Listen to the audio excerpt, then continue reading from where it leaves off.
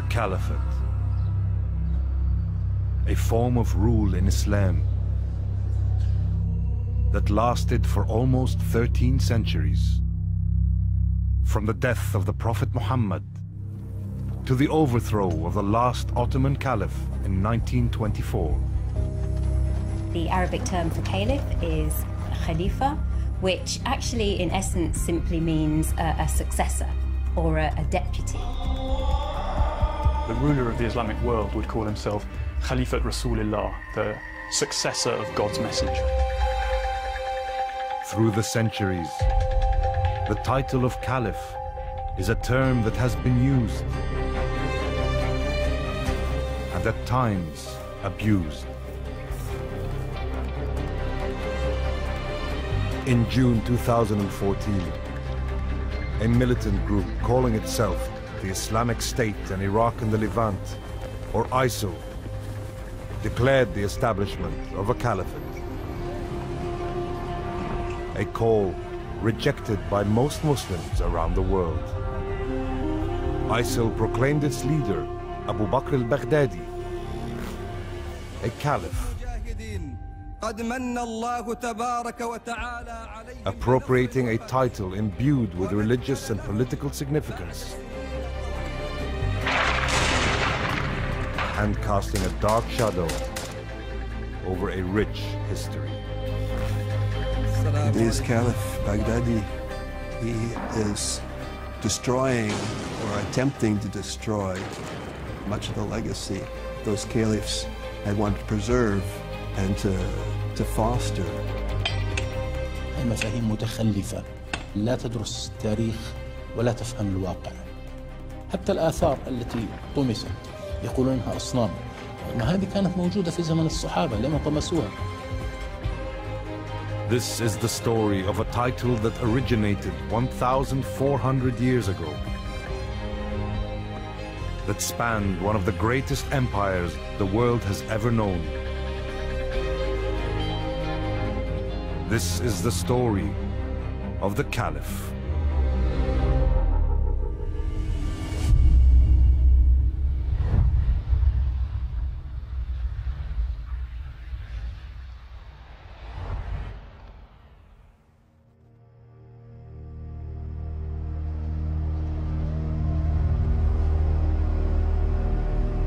Medina, Saudi Arabia.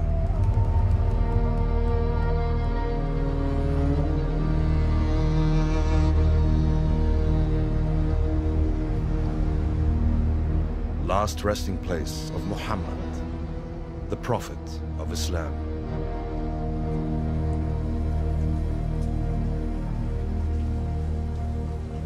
It was here, in June of the year 632, that he died after a brief illness. The Prophet left behind a young and vibrant Islamic State, uniting most of the tribes of the Arabian Peninsula, with Medina as its capital. طبعا كان وضع حساس للغاية، لأنه صفات النبي اللي جمع بين السلطة الروحية والسلطة الزمنية صعب جدا انه اي شخص يقدر يجمع بين هالصفتين يعني. بس كان في مصلحة بطبيعة الحال لاستمرار نشر الرسالة اللي كان هو الواجب الأساسي انه يكون في قائد.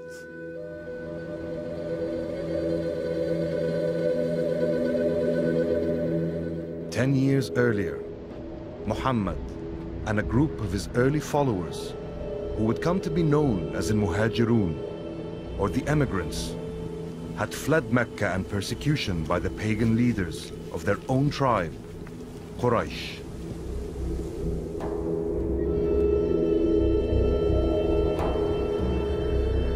The Prophet and the emigrants were given shelter by the citizens of Medina, who would thereafter be called Al-Ansar, meaning the supporters.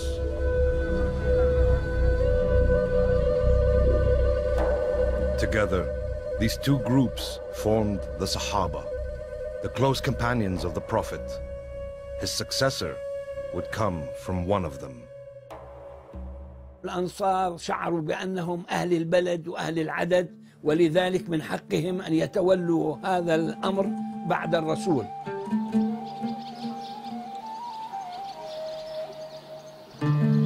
In a humble building that used to stand on the site of this public garden, the supporters gathered to decide which of them would be the Prophet's successor. But two of the leading emigrants, Abu Bakr and Omar, interrupted their deliberations. المهاجرون ردوا أنه نحن الذين تركنا بلادنا وهاجرنا، نحن الأهل الإسلام الأول إلى غير ذلك. كانت المحاججة مبنية على أساس ديني. After hours of heated debate, the claim of the emigrants was judged to have precedence. أبو بكر قال: أترضون عمر؟ قال: لا أتقدم عليك، أنت الذي كنت تتولى الصلاة بعد الرسول، أمدد يدك أبايعك. لذلك أسرع وبايعه. هذه السرعة هي التي حلت المشكلة، لأنه بعد أن بايع عمر قدم كبار الأنصار فبايعوا. In a humble building in Medina, a new age had begun. A new title written into history. A title that would ring down the ages.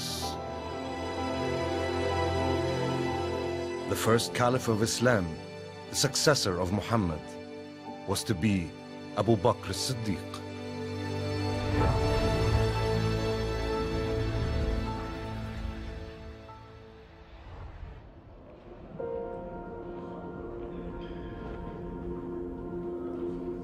The following day, Abu Bakr's position was confirmed when the Muslim community gave bay'ah, an oath of allegiance, to the new Caliph.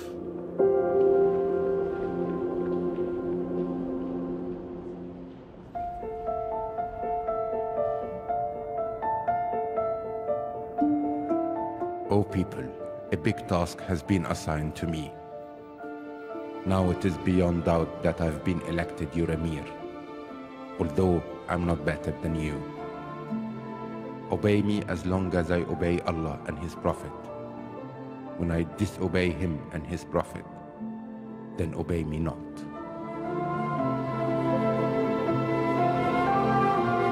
Abu Bakr was the first of four who would be known as the Rashidun, the rightly guided caliphs. They were all people who had been very close to the Prophet Muhammad during his lifetime, as his companions, as those who had converted early to Islam and had dedicated themselves to the formation of the early community, the spreading of the message, who had fought in early campaigns and were intimates of the Prophet Muhammad in all ways. في اليوم الثاني من بيعته للخلافة وضع أقمشته على كتفه وذهب إلى السوق، حتى لقاه في الطريق عمر بن الخطاب وصحابة آخرين قالوا له: إلى أين يا أبي بكر؟ قال: إلى السوق. قال له: البارحة بويعت أمير المسلمين واليوم تذهب إلى السوق. قال: وكيف أطعم عيالي؟ قالوا: ارجع بنا نعطيك من بيت المال. Abu Bakr was a profoundly spiritual and modest man. But when some of the Arabian tribes rose up in rebellion, refusing to submit to the new caliphate, he was quick to act. As a merchant, as someone who knows the whole of Arabia, he knows all the tribal details, the genealogies, the clans, the weaknesses, the strengths, who can be employed against whom, and he transforms himself into this extraordinary, powerful man.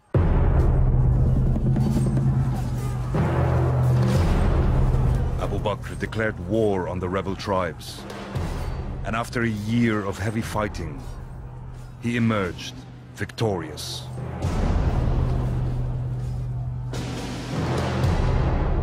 His attention was now turned to the territory of the two superpowers of the era, the Sassanids in Persia and the Byzantines of the Eastern Roman Empire.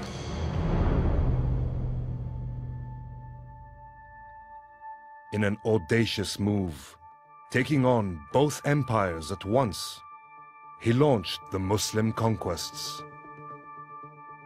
But crucially, he gave his men orders to preserve, not destroy. من يقرأ هذه الوصايا يشعر وكأن أبا بكر رضي الله عنه قد صاغ ميثاق جنيف، فهو يوصي قادته بأن لا يتعرضوا للنساء، لا يتعرضوا لكبار السن، لا يتعرضوا لمتدينين في معابدهم. Abu Bakr's commander in the east, Khalid, made good ground in Iraq fighting the Sassanids. But the four armies sent to attack Byzantine garrisons in the Levant were meeting heavy resistance. On the Caliph's order, Khalid quickly moved his men across the desert to the western front. In August 634, on the fields of Ajnadin, here in Palestine, the Muslim armies gathered to take on the might of Byzantium in battle. لما التقى خالد بن الوليد مع الجيوش الأربعة وجد أن الروم قد حشدوا حشدا هائلا، وأن الجيوش الإسلامية كل قيادة تقاتل من غير تنسيق مع الأخرى، فقال لهم كلمة مهمة، قال: إن فرقتكم أنفع لعدوكم من أي مدد، فأعطوني القيادة في اليوم الأول، فحسم المعركة في اليوم الأول. But in the wake of victory at Ajnadin, and after just 2 years as Caliph, Abu Bakr died at the age of 61. There's no moment where there's an election or a council and we just have this placement, as it were, like a vice president coming onto the throne of the Caliph when Omar comes there. Over the next 10 years, Omar, the second rightly guided Caliph, would show himself to be a great strategist and state builder.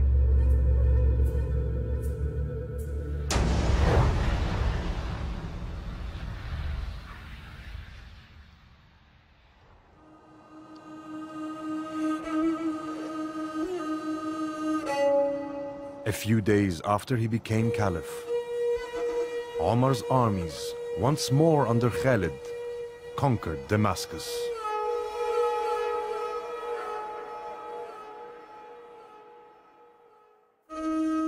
But Khalid was soon to be stripped of his command. ربما الغرور يصيب المنتصر أحيانا، وربما بدت لعمر بعض هذه الظواهر عند خالد فأراد أن يوقفه عند حده، لأن منهج عمر بن الخطاب إنما انتصرنا بالإسلام ولم ننتصر لا بعمر ولا بخالد.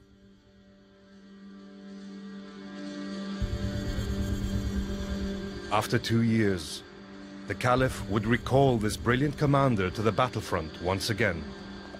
This time, here in northern Jordan, in the tranquil valley of the Yarmouk River.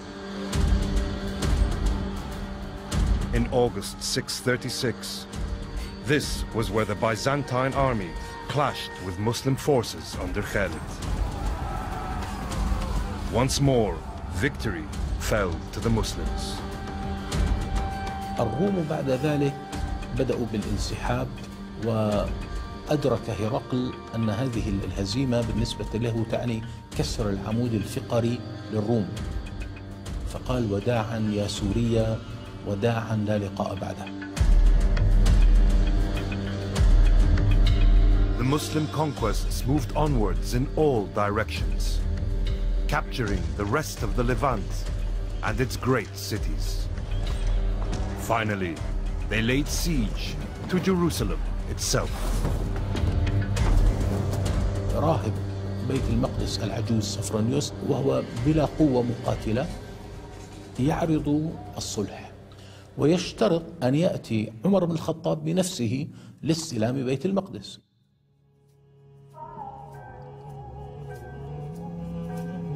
Jerusalem's significance lay, as it still does today, in its position as a holy place for the three great monotheistic religions: Judaism, Christianity, and Islam. Only for Jerusalem was Omar prepared to make his first and last journey as Caliph.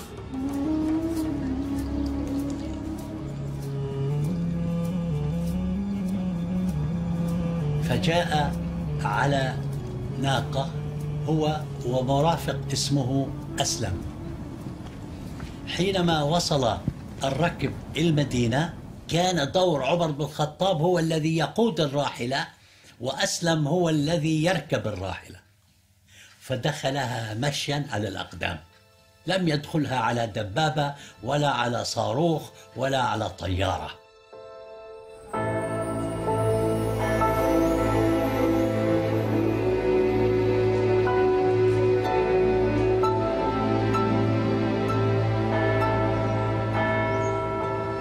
Sophronius the Patriarch welcomed Umar, gave him the keys of the city, and then told him to come and pray in the Holy Sepulchre, the holiest church of Christendom.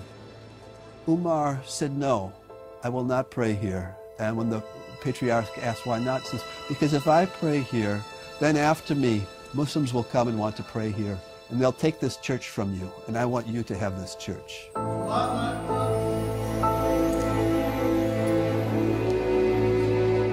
Instead, Omar prayed just outside the church.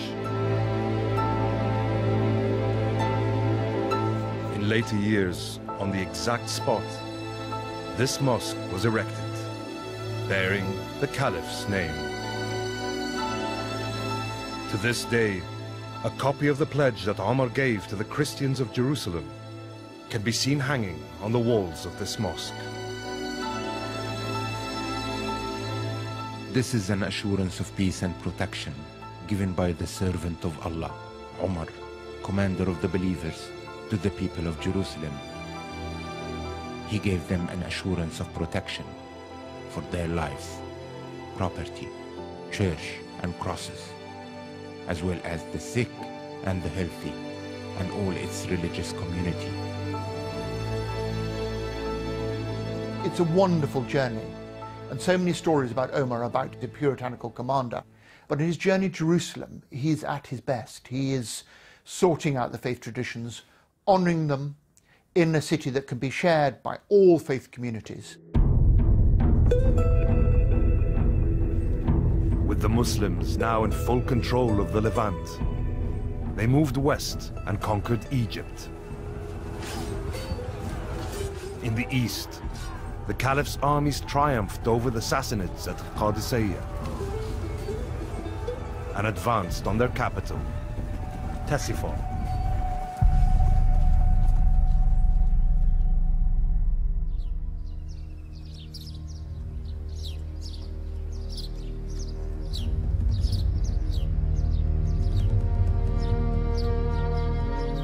At the time, the largest city in the world, all that remains today of Ctesiphon is the Arch of Khusru, once the throne hall of Persian emperors. You have to remember that the two great superpowers of the Byzantine Empire and the Sassanid Persia had bestrode the world for the last 400 years. They were the dominant powers. I mean, if you're putting it in a modern parlance, it's a bit like the Eskimos taking on the United States of America and Russia.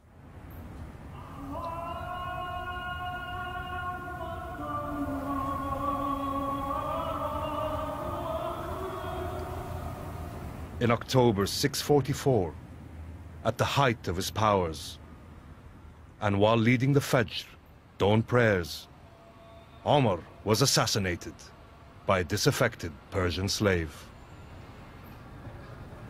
يقف عمر بن الخطاب كخليفة كشخصية شامخة في التاريخ الإسلامي.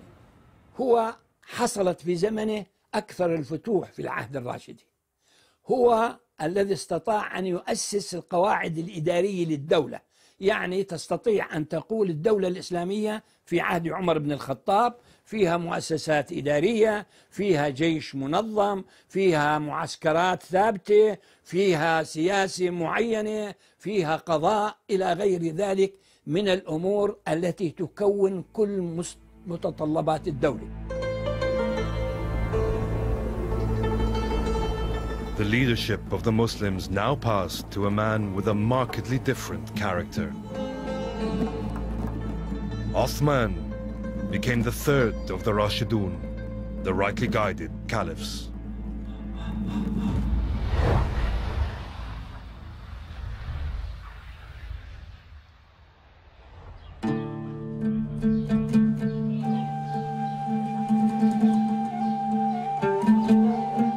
A shrine in Kairouan, Tunisia. Resting place of one of the Sahaba, the Prophet Muhammad's close companions.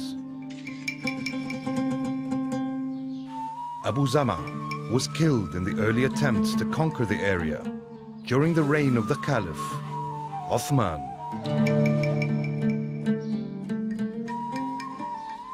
الحملة المنظمة الأولى هي حملة عبد الله بن سعد بن أبي سرح اللي هو أخ عثمان من الرضاع. دخلوا العرب وكان الجيش حوالي 20,000 عسكري وانهزمت السلطة البيزنطية.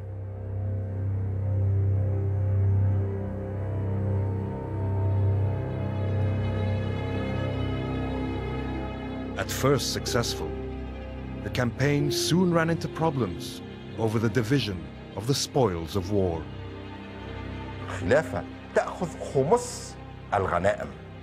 عثمان بن عفان لتشجيع القوات العسكرية يعطيه خمس الخمس، لكن بما أنه قائد الحملة هو أخو عثمان من الرضاعة، كانت من أول بوادر الانشقاقات والحملات السياسية ضد الخليفة عثمان حول اقتسام الغنائم. The ruling elite of this empire were all derived from Muhammad's tribe, the tribe of Quraysh. These people had become the rulers of a very, very wealthy empire, and they also had large armies that had been drawn from across the peninsula and now were being settled in garrisons in Egypt and Iraq. And so I think the politics and the economics of this situation were almost inevitably going to drive conflict. In 655, mutinies broke out against the Caliph in Kufa and Basra, and in the garrison at Fustat in Egypt. A year later, armed rebels marched to Medina and took up positions around Othman's house, calling on him to step down. The blockade of his house turns into a siege, things get ugly, eventually he's broken into and he is assassinated, killed, and it's said that's an awful symbolic moment. He was meditating, reading the Quran in the company of one of his wives, and the blood of the third caliph is spilt on the Quran. So you've got that emblematic moment when the word of God is splattered with blood, and it's as if the Islamic community will never know peace again. Once again, a caliph had been assassinated. But this time, the killers were Muslims. Less than a quarter of a century after the death of the Prophet, chaos beckoned.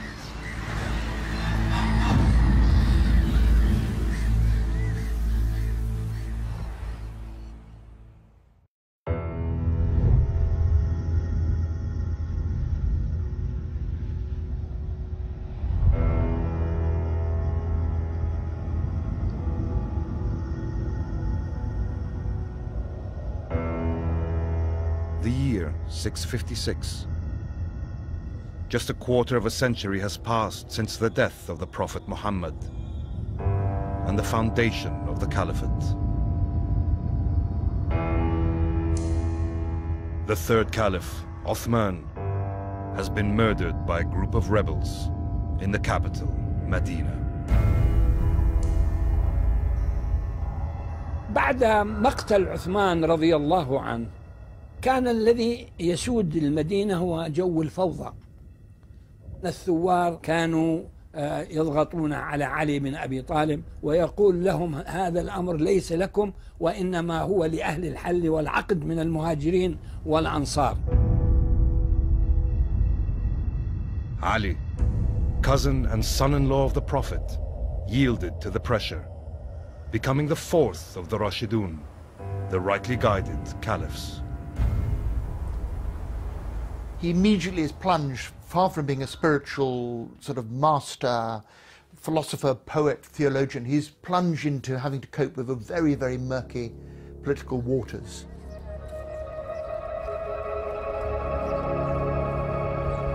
Kufa, Iraq, bedrock of support for the new Caliph, Ali. Abandoning Medina, he moved his capital here in the face of a growing threat coming from close to the Prophet himself, calling for the punishment of Uthman's killers, Aisha, one of the Prophet's wives, and two of his closest companions, Talha and Zubair, gathered an army to do battle with the new Caliph. It came to be known as the Battle of the Camel. This set the scene for violent conflict between Muhammad's former companions. Ali was victorious and Talha and Zubair were defeated. Aisha withdrew from public life after this defeat. The Islamic State had fallen into its first civil war. The first, but not the last.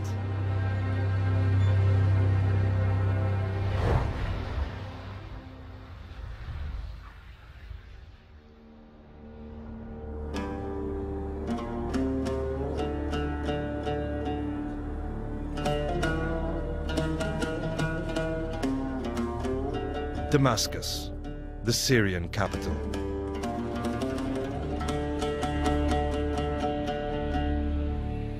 In 634, and after almost 7 centuries under Roman rule, this city was conquered by Muslims. Muawiyah, an army commander, was appointed governor of Damascus, and later the entire province. معاوية بن أبي سفيان مكث في الشام واليا بحدود 20 سنة فاستطاع أن يصطنع الناس ويعاملهم بطريقة سياسية. هو لم يضيق عليهم وسمح لهم بالعيش كما يراؤون. لذلك الشاميون شعروا بأن معاوية هو الأصلح إليهم. Muawiyah came from the same family of the Quraysh tribe, the Umayyads, as the murdered Caliph Othman. He refused to give the oath of allegiance to the new Caliph, Ali. Many of Othman's relatives began to demand that Ali hand over those killers for justice. And the center of Umayyad resistance to Ali was Syria, which was governed by a member of Othman's family, his second cousin, a man called Muawiyah. In 657, Ali marched northwards to quell Muawiyah's mutiny. They met at a battle called the Battle of Siffin, which was inconclusive, and they agreed to negotiate. This proved to be a canny decision on the part of Muawiyah because it split Ali's support. Some of his supporters felt that he shouldn't be negotiating. As the Caliph, he should just fight until he'd established his power.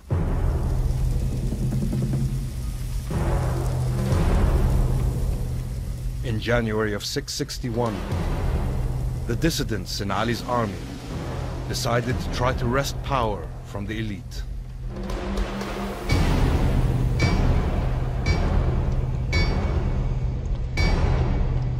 They planned to assassinate Ali, Muawiyah, and his ally Amr, the governor of Egypt. But their conspiracy ended with only one victim, Ali, the Caliph.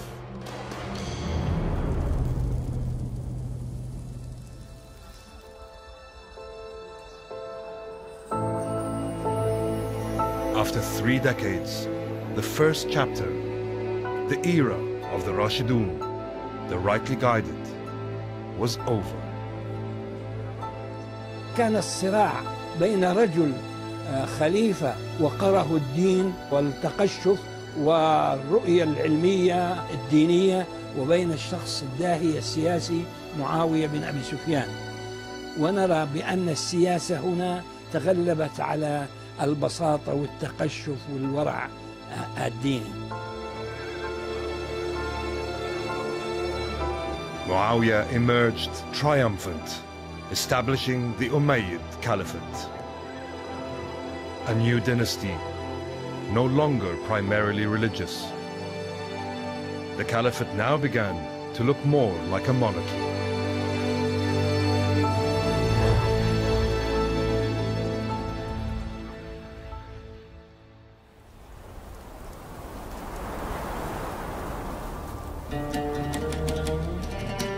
The ruins of Anjar in eastern Lebanon.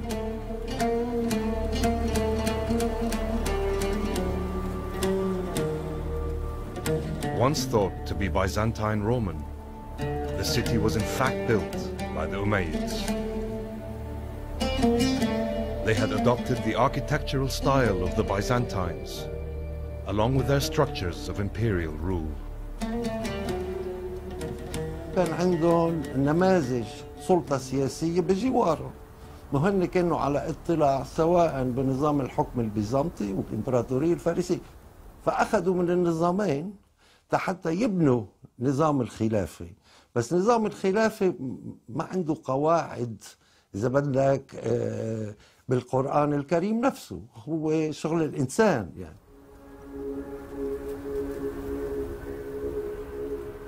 Under Muawiyah, the Caliphate changed its form. And as a king would have done, he named his son Yazid as his successor. The early caliphate was not dynastic. People were chosen by being designated by their predecessor or by groups who consulted amongst themselves. So it was, if you like, elective in the loosest possible sense of the word. And that's how the first 4 caliphs were chosen by, if you like, the consensus of the early Muslim community. Yazid became caliph on his father's death in 680. His rule was to plunge the state into another civil war.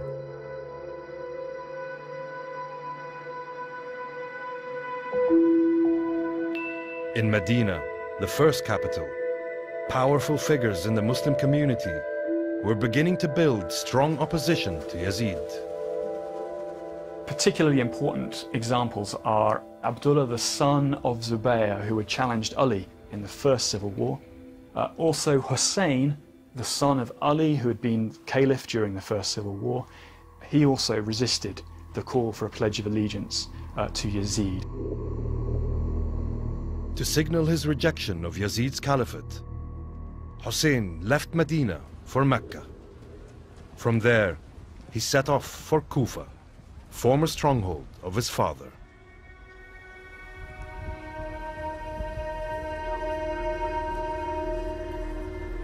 But in October 680, here in Karbala, Iraq, Yazid's forces trapped and killed Hussein and most of the members of his family. Nonetheless, opposition to Umayyad rule was far from over. Abdullah ibn Zubayr refused to pledge allegiance to Yazid. He described himself as the one who seeks sanctuary in God's house, and went to Mecca, sought refuge there. Yazid decided to send an army against Abdullah ibn Zubayr. But Abdullah ibn Zubayr was saved by the premature death of Yazid. At that moment in 683, he proclaimed himself Caliph. Meanwhile, in Damascus, Muawiyah II son of Yazid, was installed as the third Caliph of the Umayyad dynasty. But within a few weeks, he died leaving no son, no successor. A power vacuum seized on by the rival Caliph in Mecca. قوية المعارضة التي شكلها عبد الله بن الزبير، فاحتشدت حوله بعض القبائل العربية، قبائل من العراق وقبائل من سوريا وقبائل من فلسطين.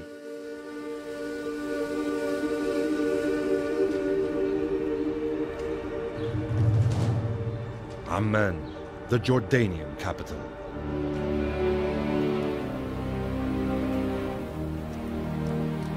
A city overlooked by the remains of a Byzantine castle and the palace of the Umayyad governor. The tribes of Jordan were the last to stay loyal to the Umayyads. In 684, a tribal gathering held here chose Marwan as the new Umayyad Caliph.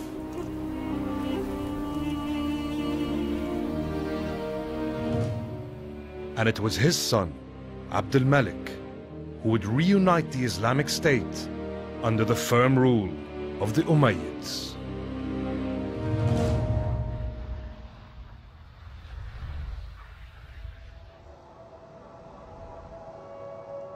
The Dome of the Rock, Jerusalem's most recognizable landmark. Built on the orders of the Umayyad Caliph, Abd al-Malik, this is the third holiest site in Islam.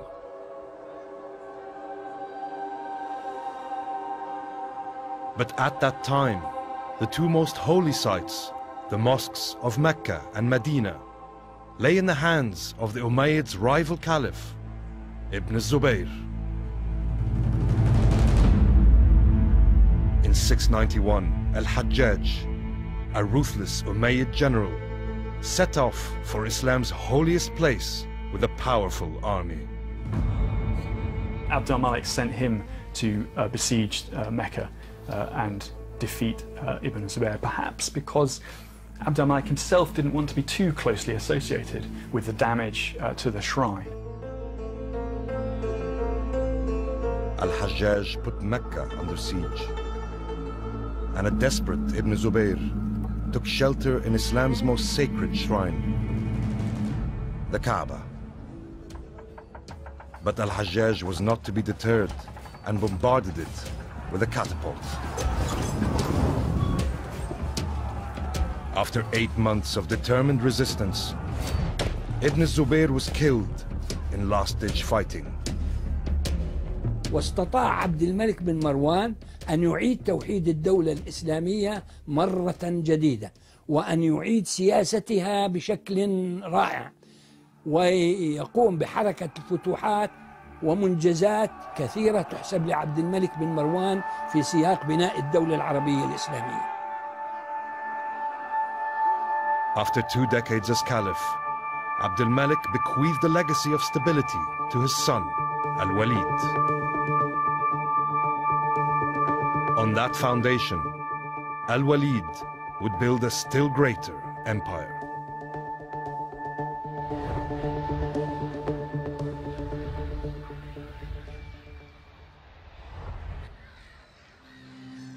Rabat, the capital of modern Morocco.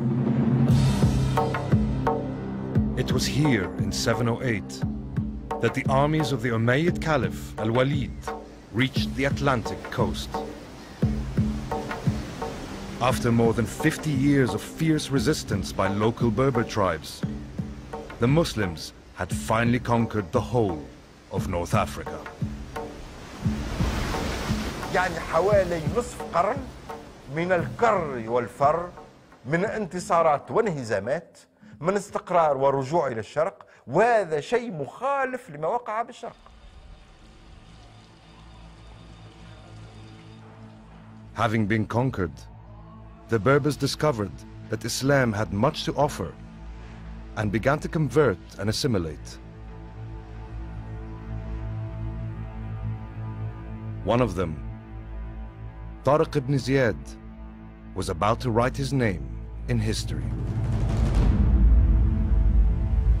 Jabal Tariq, the mountain of Tariq. Gibraltar, southern tip of the Iberian Peninsula. It was here in the spring of 711 that Tariq's army of Berbers landed after crossing the Mediterranean.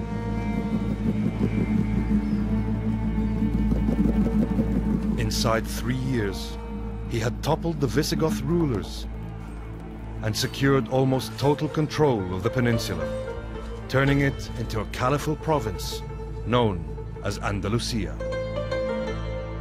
فهو بربري ولكنه مسلم قبل كل شيء، يعني دخل في الدين الجديد وصار من أبطال الدين الجديد، من أبطال الإسلام. Along with the great conquests in Europe, there was more success in Asia. Muslim armies began advancing towards what is today Pakistan, Afghanistan, and the Central Asian republics. Within 10 years, they had reached the borders of China. The Umayyads had built the biggest empire yet known. هذه العزيمة أنتجت إمبراطورية كما أنتج الرومان إمبراطورية بنفس الطريقة، كما أنتج اليونان قبلهم بنفس الطريقة، كما أنتج الفرس قبلهم بنفس الطريقة. التصميم والعزم والإرادة هي التي تصنع الإمبراطوريات.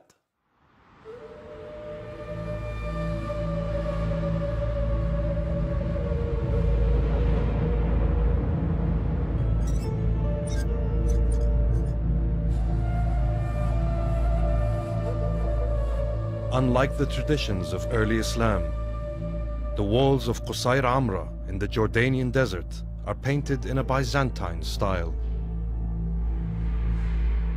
Here, Al-Walid is depicted not as a religious figure, but as an emperor.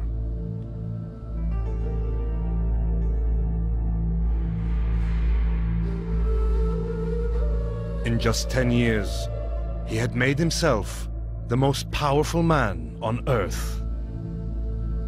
But his successors would struggle to retain that power.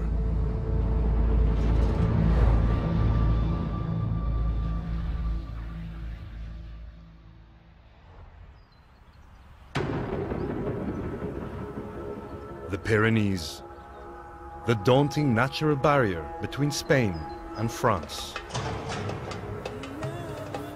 In 732, under the command of Abd al-Rahman al-Ghafiqi, the governor of Andalusia, Muslim forces crossed these mountains into French territory. Seemingly unstoppable, they advanced north, capturing one city after another. جرأة عبد الرحمن الغافقي هي التي جعلته يتجه في اتجاه أبواتي رغبة منه بأنه قد، وأقول هنا قد، يقوم بفتح فرنسا أو بلاد غالا آنذاك، إلا أنه لم يكن على دراية بطبيعة الخصم، وهنا نتحدث عن شر المطرقة كما يسميه العرب، ولم يكن كذلك على دراية بأن كان هناك نوع من الوحدة حول هذا الرجل. On this field, to the north of the French city of Poitiers, the advancing troops were stopped by a Frankish army under Charles Martel. The Muslims were defeated and their commander, Abd al-Rahman, killed.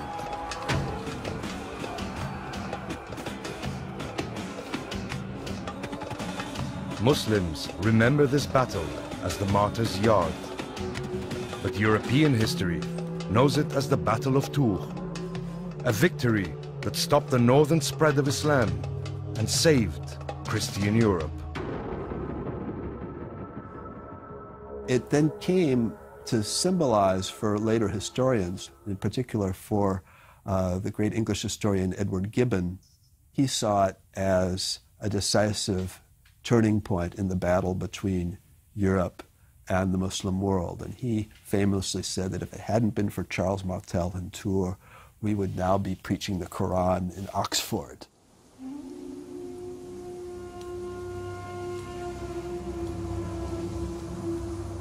This defeat in Europe in the reign of the 10th Umayyad Caliph, Hisham, brought an end to Umayyad invincibility.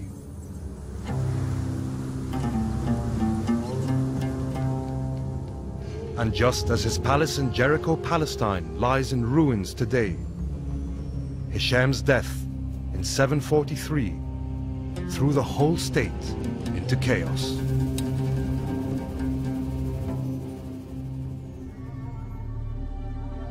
After almost 2 years of Umayyad family infighting over the caliphate, Marwan II emerged as the 14th and last Umayyad Caliph.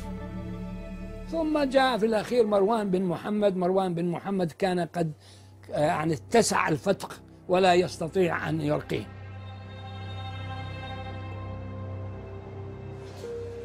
Absorbed by his efforts to contain trouble at the heart of the state, the new caliph was oblivious to grave events unfolding in the east.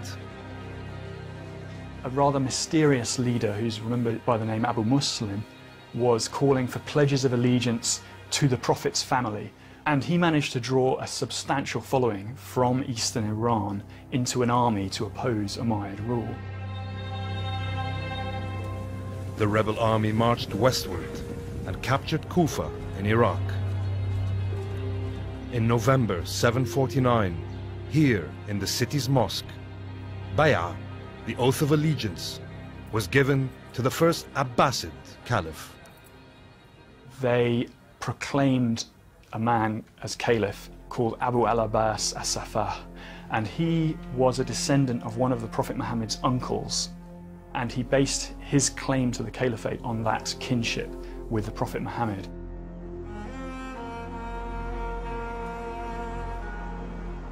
In January 750, on the banks of the Zeb River in Iraq, the Umayyads, led by their Caliph, Marwan, fought their last battle against the Abbasid army.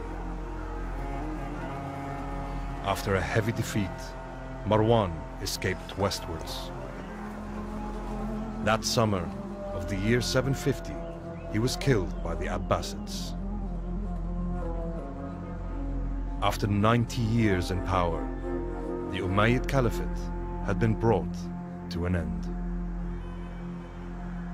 Why the Umayyads lost power and what exactly happened in the Abbasid revolution is a difficult question, but it seems to be related to this ongoing sense that the Prophet's family had a right to rule the Caliphate. And this was a problem that the Umayyads never really successfully contained. Some Muslims believe that the Caliphate should always have remained strictly within the Prophet's bloodline. This belief would lead to the biggest split in the history of Islam. A split which is still exploited to this day. The centuries-old divide between Sunni and Shia.